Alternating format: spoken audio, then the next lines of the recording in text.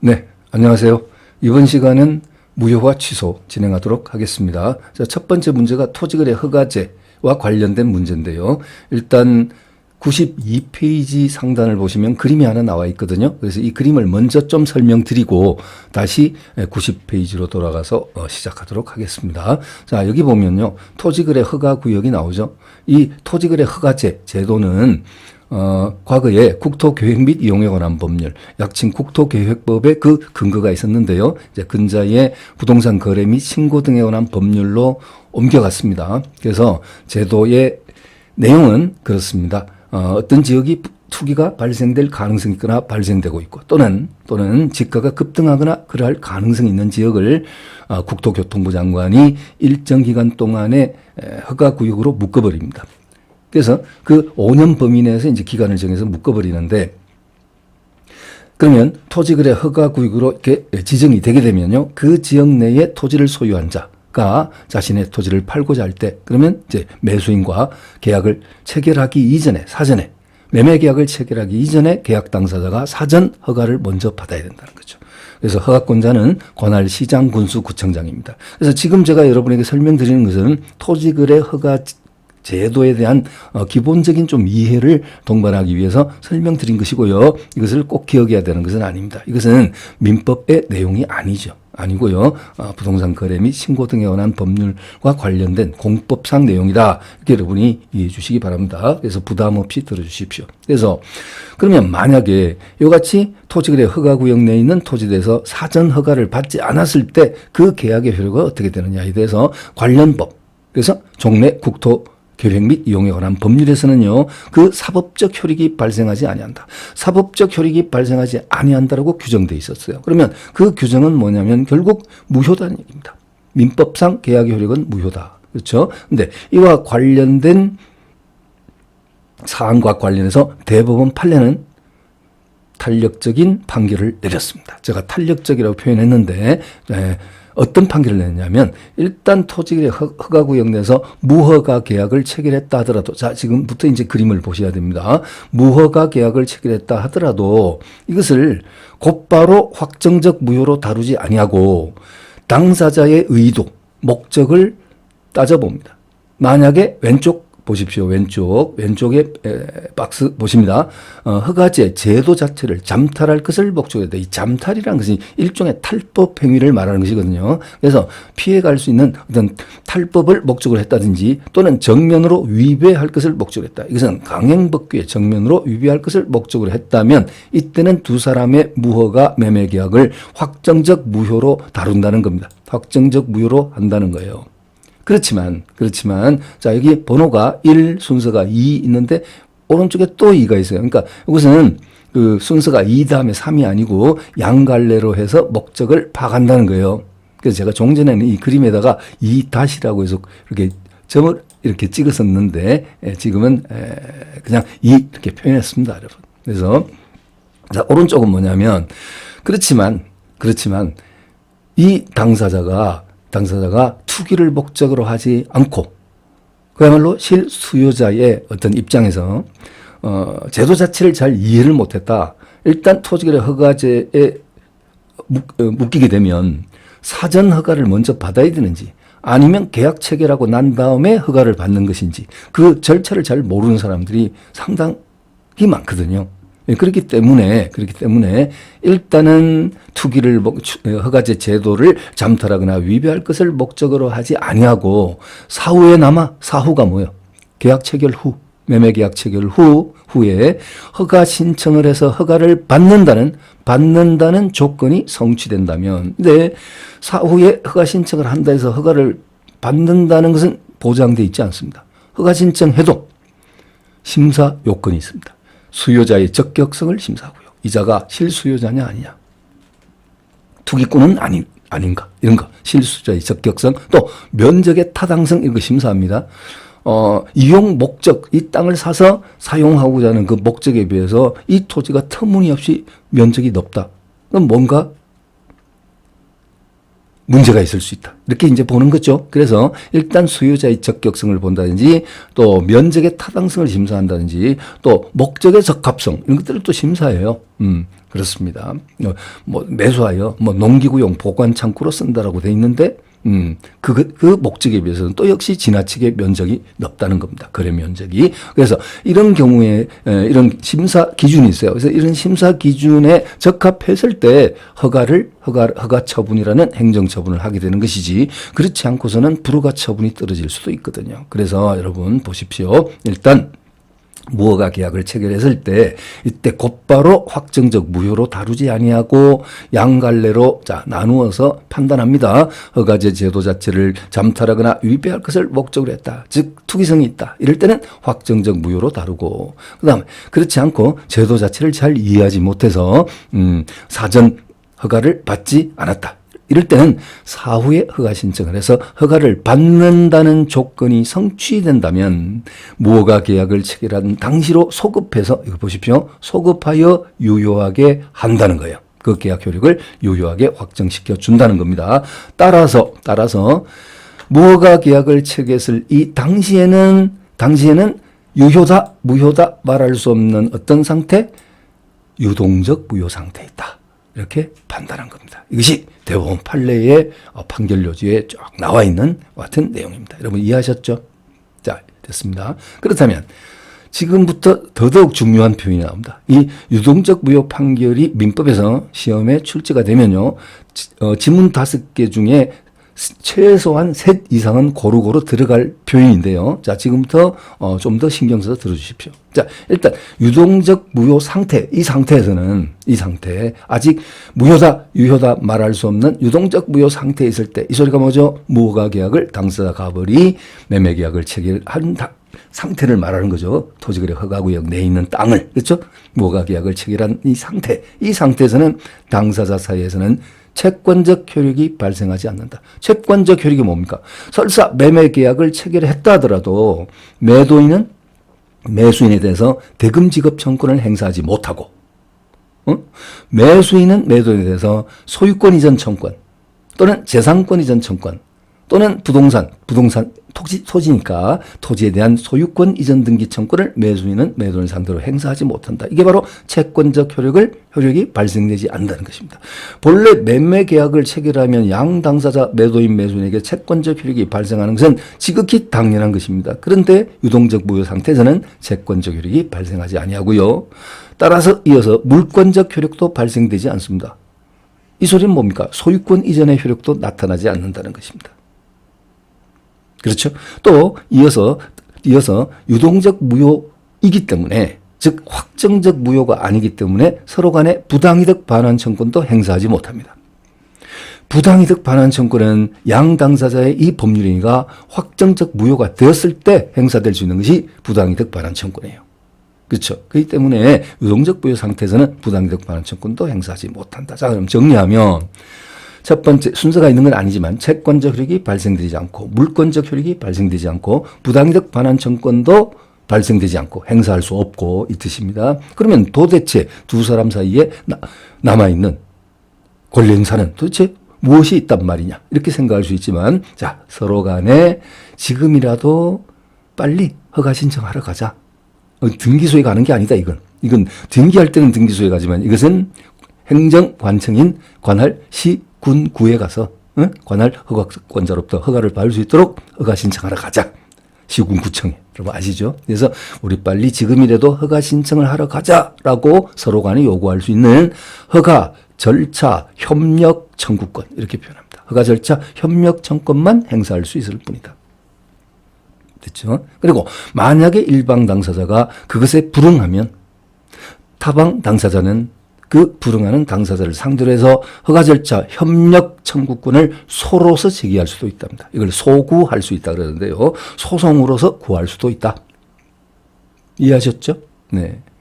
그리고 이제 관련 판례들 이제 지문이 좀 나오겠습니다만은 관련 판례 보면 그러면 이 상태 유동적 무효 상태에서는 그러면 계약 해제권을 행사할 수 있느냐? 응? 해제권. 채무 불이행에 따른 해제권. 행사할 수 없다는 거예요. 채권적 효력 자체가 발생하지 않으니까 서로 간에 채무 불이행이 발생되지 않아요. 계약서는 처음 매매 계약서에는 중도금 지급일자를 정했고 그 중도금 지급일자가 지금 경과됐단 말이에요. 그렇다면 매도인은 매수인에 대해서 채무 불이행에 따른 해제권 행사할 수 있지 않느냐? 안 된다는 거죠. 왜냐하면 채권적 효력 자체가 발생되지 않으니까 중도금 지급을 지체해도 그게 지체가 아니란 거죠. 잔금을 지체해도 지체가 아니란 거예요. 채무 불이행 자체가 발생하지 않는다는 거예요. 그렇기 때문에 당사자 서로 간에는 해제권도 발생하지 않습니다. 행사할 수 없습니다. 그런데 해제권 행사가 가능한 게 딱 하나가 있어요. 그것이 무엇일까요? 계약금 수수에 의한 해제. 우리 민법, 채권법에 나옵니다. 565조에 해약금이라고 제목이 달려 있는데 그 계약금 수수에 의한 해제는 가능하다. 왜 여러분 상식적으로 알고 계시죠? 부동산 매매 계약했을 때 만약에 계약금을 주고받았어요. 관행상 1%. 아니 말 잘못 나왔습니다. 1할이죠. 네, 표현이 잘못됐고요. 1할. 그래서 1억짜리 뭐 토지 매매 계약이면 관행상 1,000만 원을 계약금을 줬다. 그랬을 때 만약에 당사자 일방이 이 계약을 해지하고 싶으면 급부자는 즉 매수인은 그 줬던 계약금을 포기하고 계약 해지할 수 있고 매도인은 받은 계약금의 배액을 상환하고 2배. 그렇죠? 2천만 원 돌려주고 계약을 해지할 수 있다. 다만 이러한 해제는 상대방으로부터 일방 당사자로부터 이행이 있기 전까지 가능하다. 자, 뭐 이런 내용은 우리가 자세한 것은 채권법 가서 다시 따져보도록 하겠습니다만은 이러한 해제를 뭐라 그러냐면 해약금에 의한 해제 또는 계약금 수수가 뭐예요? 주고받고 계약금 수수에 의한 해제라 그러거든요. 법적 근거는 민법 565조에 근거가 있습니다. 그래서 그러한 해제권 행사는 유동적 무효 상태에서도 가능하다. 여러분 이해하셨죠? 네. 꼭 기억해 주시기 바랍니다. 이 판결이 빈도 있게 자주 나오는 것은 아니지만 가끔 출제가 되는데 출제 떴을 때 잘못하면 대처 못하는 경우가 있어요. 그러니까 평소에 무관심하면 안 됩니다. 이런 것도 그냥 스쳐가지 마시고 잘 기억해 주셔야 됩니다. 자, 그러면 처음으로 돌아왔습니다. 자, 90페이지입니다, 여러분. 보시죠. 자, 갑은 토지거래 허가구역에 있는 자신 소유 X토지에 관하여 허가를 받을 것을 전제로 을과 매매계약을 체결한 후 계약금을 수령했답니다. 그러니까 허가를 받을 것을 전제로 했다 그랬죠. 그리고 을과 매매계약을 체결한 후 계약금을 수령해서 그러니까 사전 허가를 원래 받아야 되는데 사전 허가를 안 받고 계약했어요. 그럼 이거 무허가 계약입니다. 그렇죠. 그러면 유동적 무효 상태에 빠졌어요. 지금 현재. 그래서 계약금을 수령했으나 아직 허가는 받지 않았다. 이에 관한 설명으로 옳지 않은 것을 모두 고른 것은 그랬습니다. 자, 기억에 갑은 을에게 계약금의 배액을 상환하면서 매매계약을 해지할 수 있다. 어때요? 유동적 무효 상태에서도 이러한 해약금에 의한 해지는 가능하다 그랬죠? 네. 맞죠? 1번 기억 맞고요. 남리언입니다. 갑이 허가 신청 절차에 협력하지 않을 때 을은 갑의 채무 불이행을 이유로 하여 매매 계약을 해제할 수 있다 그랬는데 여러분 채무 불이행 발생한다 안 한다? 하지 않는다. 그래서 채무 불이행에 따른 해제권 인정 안 된다 했습니다. 그다음에 디귿입니다. 을은 부당이득 반환 청구를 행사하여 자 이것도 표현했어요. 부당이득 반환 청구는 행사할 수 있어 없어요? 없어요. 왜? 확정적 무효가 아니니까 부당이득 반환 청구는 확정적 무효가 됐을 때 당사자에게 발생하는 권리입니다. 따라서 이거 행사할 수 없습니다. 더 이상 읽을 거리도 없는 거예요. 자, 그 다음 리얼입니다. 매매 계약 후 X에 대한 토지거래 허가구역 지정이 해제됐다. 이 소리가 뭐냐면 자, 여러분 국토교통부 장관은요. 어떤 지역이 허가구역으로 지정되어 있었지 않습니까? 그런데 그 지역이 투기 가능성이 없었다. 또는 지가의 급등 가능성, 폭등 가능성이 없었다. 이렇게 본다면 토지거래 허가구역 지정을 해제할 수 있습니다. 이렇게 해제하면요. 즉시 효력이 발생돼요. 네. 즉시 매매 거래, 부동산 거래는요, 그냥 자유스럽게 할 수 있습니다. 바로 뭐 계약 이제 사전 허가 필요 없잖아요, 그죠? 그렇습니다. 그래서 토지거래 허가구역 지정이 해제됐다면 더 이상 허가를 받을 필요 없이 매매 계약은 확정적으로 유효로 된다. 옳습니다. 이해하셨죠? 네. 자, 이런 것도 모두 판례로 나와 있는 그와 같은 내용이다. 라는 거죠. 그렇다면 여러분 틀린 것은 니은 디귿이죠. 2번이 정답이 되겠네요. 2번. 자, 그다음에 해설에 자세히 또 나와 있고요. 그 다음에 여러분 또 보시겠습니다. 자, 91페이지. 자, 갑은 부동산 거래 신고 등에 관한 법률. 이게 지금 현재의 근거 법률입니다. 허가제의 근거 법률. 자, 뭐 여러분이 기억할 것은 아니죠. 네. 토지거래 허가구역에 있는 자기 소유의 X토지를 을에게 매도하는 계약을 체결했다. 아직 허가를 받지 않아 유동적 무효 상태에 있는 법률 관계에 관한 설명으로 옳지 않은 것은 했습니다. 유동적 무효 상태. 그래서 딱 밝혀놓고 있죠. 네. 자, 그러면 옳지 않은 것은 찾아보겠습니다. 1번. 갑은 허가 전에 을의 대금 지급 의무의 불이행을 이유로 매매 계약을 해지할 수 있다 없다? 없다. 네, 없다. 대금 지급 채무 불이행 발생하지 않는다 그랬습니다. 채무 불이행 발생하지 않는다. 이런 해제권 발생되지 않는다 했습니다. 그 다음에 2번. 갑의 허가 신청 절차 협력 업무와 을의 대금 지급. 갑이 뭡니까? 매도인이잖아요. 을이 뭐예요? 매수인이죠. 그래서 매수인의 대금 지급 의무하고 매도인의 허가 신청 절차 협력 업무는 동시행 관계에 있다. 이런 동시행 관계 없습니다, 여러분. 동시행 관계 발생하지 않습니다. 지금 유동적 무효 상태라고 분명히 설문에서 밝혀놓고 있고 이 상태에서는 대금 지급 의무 발생되지도 않아요. 채권적 효력이 발생되지 않는다고 제가 분명히 그랬어요. 그러니까 동시행 관계 서는 것도 없고 단지 양자의 서로 간의 허가 절차, 협력 의무 이것은 있다. 이게 있는 것은 당연하다. 허가 절차, 협력 의무는 당연히 존재한다. 자, 그래서 2번 틀리고 정답입니다. 틀리고 정답입니다. 3번. 갑과 을이 허가 신청 절차 협력 의무 위반에 따른 손해배상액을 예정하는 것은 이런 약정은 유효하다. 협력 의무 위반에 따른 손해배상액 예정. 약속하는 것은 유효하다. 자, 그 다음에 4번. 갑이 허가 신청 절차에 협력할 의무를 위반한 경우 을은 협력 의무 위반을 이유로 매매계약을 해지할 수 없다. 그렇죠. 이런 해제권 발생되지 않습니다. 이런 해제권은 없다고요. 그러나 5번 보시면 갑이 허가 신청 절차에 협력하지 않은 경우 을은 협력 의무 이행을 소송으로 구할 수 있다. 소구할 수 있다. 소구할 수 있다. 설명드렸죠? 예, 그래서 5번 옳은 겁니다. 2번이 틀리고 정답입니다. 자, 그리고 여러분, 자, 지금 91페이지 하단에 보시면 유동적 무효에 대한 1번 확정적 무효 사유는 어떤 것이 있고 유동적 무효 상태에서 확정적 무효가 되는 경우는 어떤 경우냐. 불허가 처분을 받은 경우. 그러니까 사후에 허가 신청했더니 허가권자가 불허가 처분을 했습니다. 왜? 실수요자가 아니다. 뭐 이런 이유로 그죠. 아까 제가 심사 기준 여러분 뭐 기억할 필요는 없지만 심사 기준 3가지 얘기했죠. 수요자 적격성, 면적의 타당성, 목적의 적합성 이런 거. 심사해 봤더니 요건이 충족되지 않는다. 있을 때 불허가 처분 또는 행정처분 때리면 그냥 이건 확정적 무효가 되는 거죠. 우리 민법상 매매계약이. 그다음 니은 불허가 처분은 여러분 민법상의 어떤 효과가 아니에요. 이건 아시다시피 행정처분입니다. 그리고 확정적 무효가 되는 것은 우리 민법상의 법률 효과예요. 그렇죠? 그래서 이러한 기업 같은 행정처분에 의해서 우리 사법상, 우리 민법상의 법률 효과가 무효가 된다. 이 뜻이죠, 여러분. 네. 그 다음 니은입니다. 허가 신청에 대한 이행 거절의 의사를 명백히 한 거. 이것이 무슨 뜻이냐면 사후에나마 허가 신청하러 가자 그랬더니 매수인이 그때서 발뺌합니다. 아, 이런 토지거래 허가구역으로 묶인 땅이구나. 이거 나 허가 신청 잘못했다가 국세청으로부터 오히려 조사당할 수 있겠구나.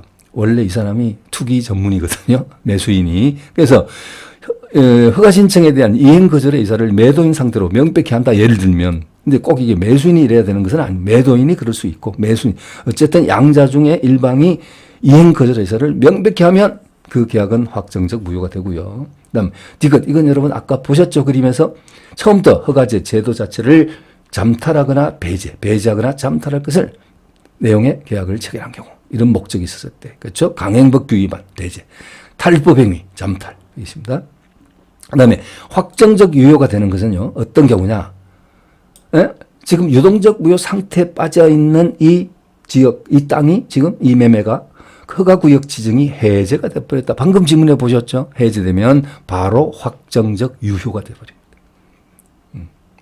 그 다음에 허가구역 지정기간이 만료된다. 이 지정기간은 여러분 그냥 참고로 들으시죠. 아까 제가 뭐라 했죠? 국토교통부 장관이 5년 이내 범위를 정해서 정하거든요. 그래서 대개 2년짜리도 있고 3년짜리도 있는데 만약에 3년으로 정했다. 그러면 3년의 허가구역 지정기간이 만료됐는데 재지정 안 하면요. 바로 해제된 것으로 봅니다. 풀린 것으로 보는 거예요. 그래서 재지정하지 않으면 바로 허가구역 지정이 해제된 것으로 풀린 것으로 본다 이 말이에요. 그럼 이러면 그 지역 내에 유동적 무효 상태에 빠져 있는 그 계약은 모두 확정적 유효가 된다. 어때요? 기억하셔야 되겠죠? 네, 그렇습니다. 넘어갑니다. 자, 그림 봤고요. 자, 그 다음에 1번 질문 보십시오. 민법은 법률 행위의 일부 무효에 대해서는 규정하고 있으나 일부 취소에 대해서는 규정하고 있지 않다. 맞아요. 일부 무효. 곧 나옵니다. 법률 행위 목적이 일부가 무효일 때는 원칙적으로 전부를 무효로 본다. 단 무효 부분이 없다 하더라도 법률 행위를 하였으리라 의혹될 때는 나머지 부분은 무효로 보지 아니한다. 이런 규정이 있습니다. 이걸 이제 일부 무효의 법리라 그러거든요. 네. 그래서 규정하고 있으나 일부 취소에 대해서는 규정이 없어요. 역시 규정이 없지만 법률행위 일부 취소도 가능합니다. 일부 무효의 법리에 따라 일부 취소도 가능합니다. 할 수 없다. 틀렸다. 그 다음에 2번 가분적 법률행위의 일부분에만 취소 사유가 있을 때. 그러니까 이것도 앞 시간에 여러분 우리 공부한 그죠. 대리에서도 이 비슷한 질문이 나왔었죠.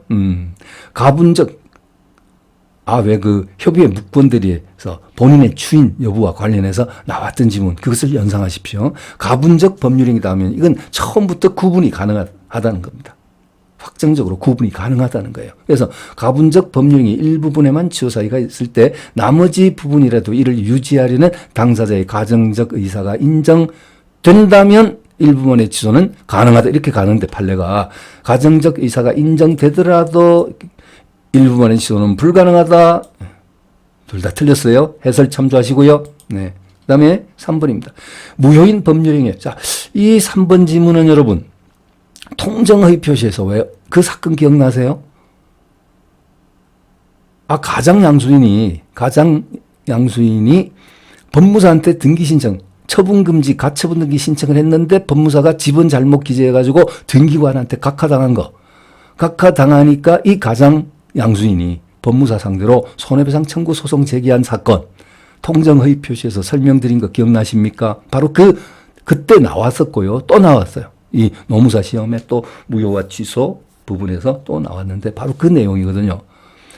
네? 어차피 통정허위 표시에서 가장매매가 이루어졌으니 그 계약 효력이 108조에 따라서 무효잖아요. 그렇다면 만약에 가장 양수인 을은 자기 앞으로 등기가 설사 넘어왔다 하더라도 소유권 취득이 안 되잖아요. 그런데 그걸 가상해서 취득할 것을 대비해서 아직까지는 갑 앞으로 되어 있는 가장 양도인 앞으로 되어 있는 그 부동산에 대해서 처분금지 가처분 등기를 미리 김칫국부터 먼저 마셨네요. 그죠? 이 을이 법무사 병한테 의뢰를 했고 이 법무사는 집은 잘못 기재하는 바람에 등기 신청서에 잘못 기재하는 바람에 등기관에 의해서 각하를 당했고 그러니까 화가 난 가장 양수인 을이 법무사 상대로 해서 그리고 그 사이에 어떤 일이 있었어요? 등기 각하당한 것으로 끝난 게 아니라 그 결과 가장 양도인 갑의 그 문제의 그 엑스토지가 국가로부터 공매 처분 당해가지고 완전히 소유권이 제3자에게 넘어가 버렸잖아요. 이미 설명된 부분이라 여러분 제가 그림을 그리지 않았습니다. 그리고 지금 구두로 말로서 표현하는데 혹시 여러분 기억이 나시는지 모르겠네요. 기억이 잘 안 나는데 그러면 스트레스를 받게 되는데 그러지 마시고 통정허위 표시 의사표시 1번 1번 다시 한번 확인해 주시기 바랍니다. 자, 여러분 의사표시 1번 아니면 2번인데 하여튼 그게 나와 있어요. 여러분 비진의 의사표시 다음 통정의 표시죠. 자, 그래서 3번 이제 마무리 짓겠습니다. 무효인 법률행위 즉 통정의 표시는 당사자의 무효이다.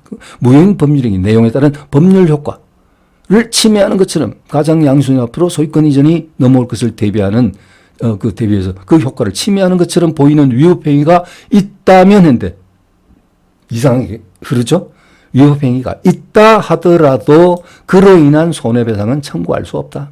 사실 가장양수인은 자기 앞으로 등기가 넘어왔다 하더라도 무효인데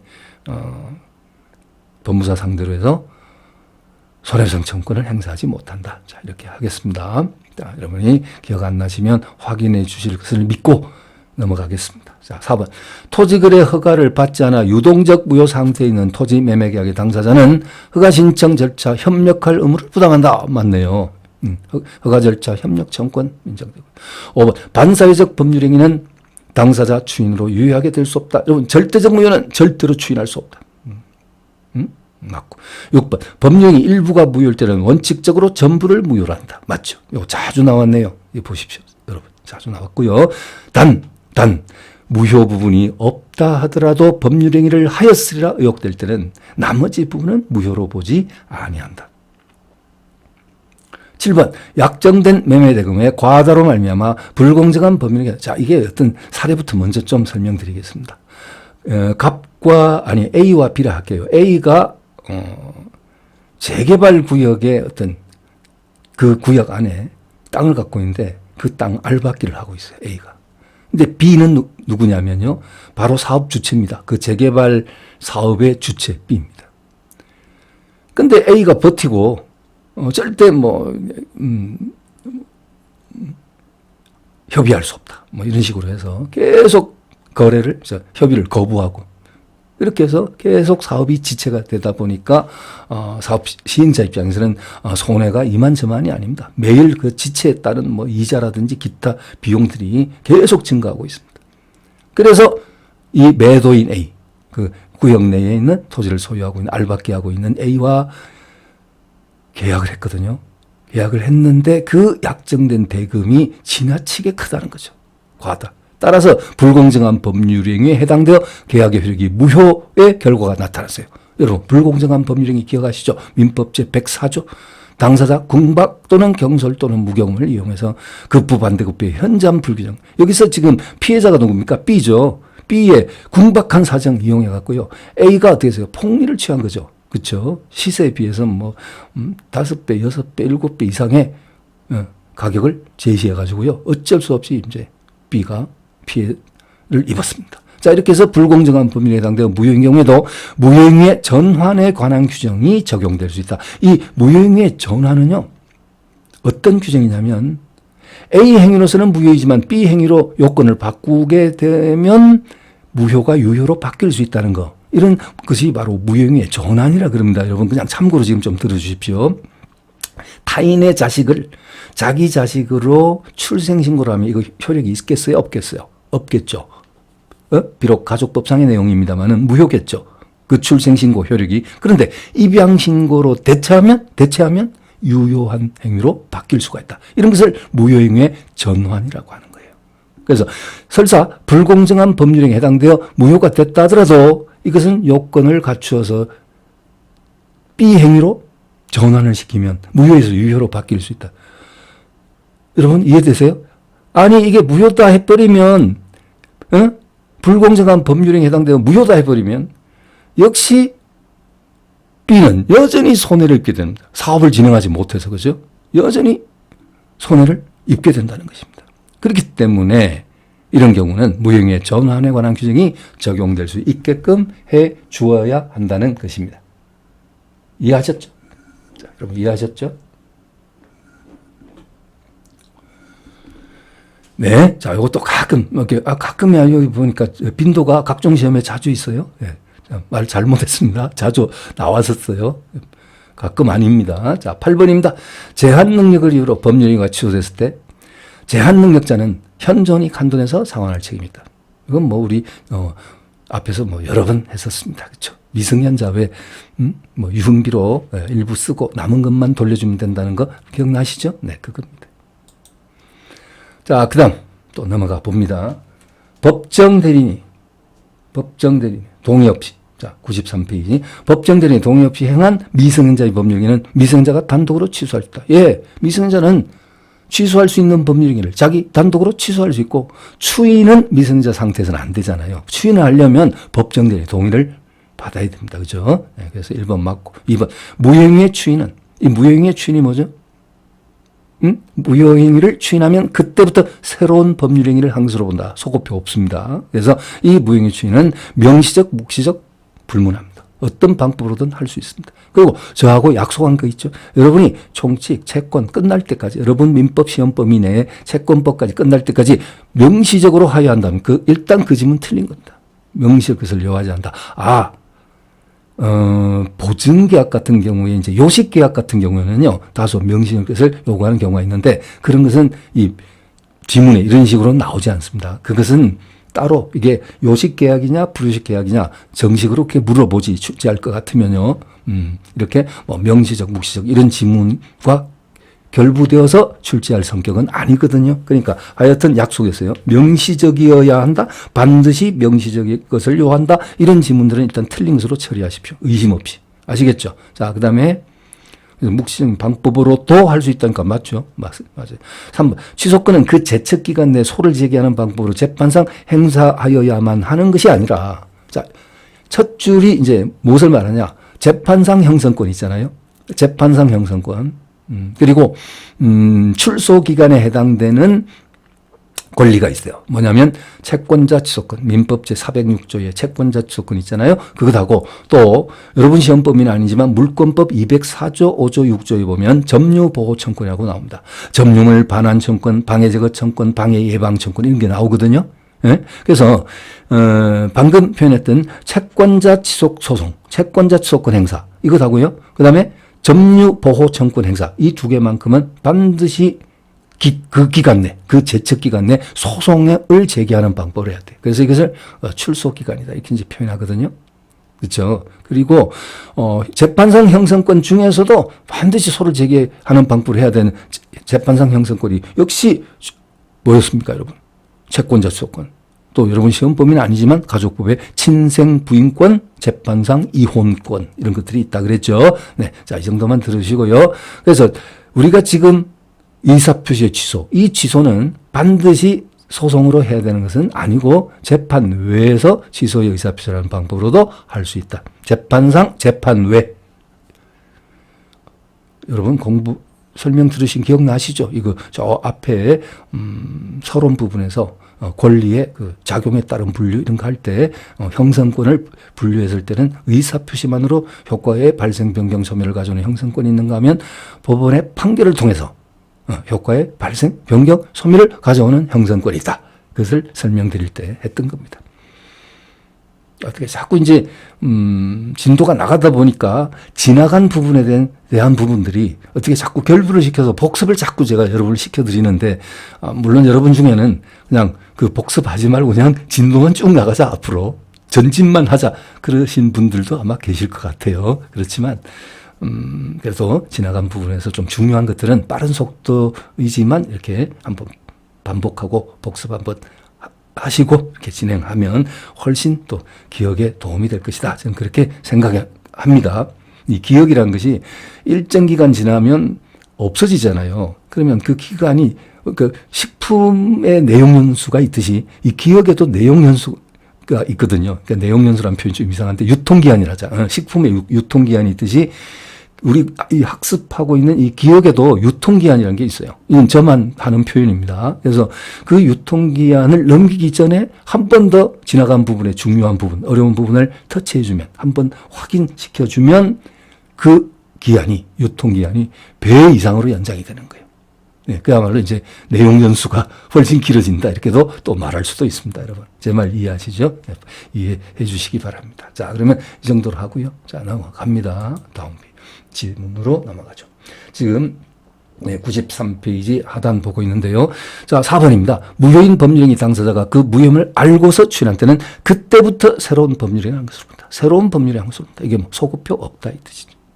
그 다음에 맞고요. 그 다음 5번. 취소권자가 이의 보류 없이 상대방으로부터 일부 이행을 수령한 경우. 이거 법정 추인을 지금 표현하고 있는데 여러분 법정 추인은 우리 지금 진도 나가다 보면 도표가 나오고요. 도표에 그 내용이 설명되어 있고 이건 제가 따로 그림까지 그려가지고 여러분에게 설명해 드리도록 하겠습니다. 일부 좀 중요하거든요. 중요하고 약간 이해가 안 되는 까다로운 부분이 있을 수 있기 때문에 그림을 그려가지고 정확하게 여러분 설명하겠습니다. 그래서 이거 법정 주인이 되지 않는다가 아니고 된다예요. 예? 취소권자가 이의 보류 없이 상대방으로부터 일부 이행을 수령했다. 이 소리가 뭡니까? 매매 계약을 체결했고요. 매수인이 매도인을 사기를 쳤어요. 매수인이 사기쳤다니까. 매도인은 뭐 할 수 있어요? 취소할 수 있잖아요. 그런데 매수인이 중도금을 들고 와. 들고 오면 매도인이 취소할 것 같으면 받으면 안 되잖아요. 근데 매도인이 아무런 이의 보류 없이 취소할 수 있다는 사실을 알면서도 중도금을 받았단 말이에요. 예? 일부 이행을 수령했다. 이러면 어떻게 되냐면 명백한 추인하겠다는 의사표시 있었어요? 없었어요? 추인하겠다는 의사표시는 없었지만 그 취소권자의 행동을 미루어 짐작해 봤을 때는 이건 당연히 추인이 되는 것이다. 라고 우리 민법이 다 규정을 두고 있습니다.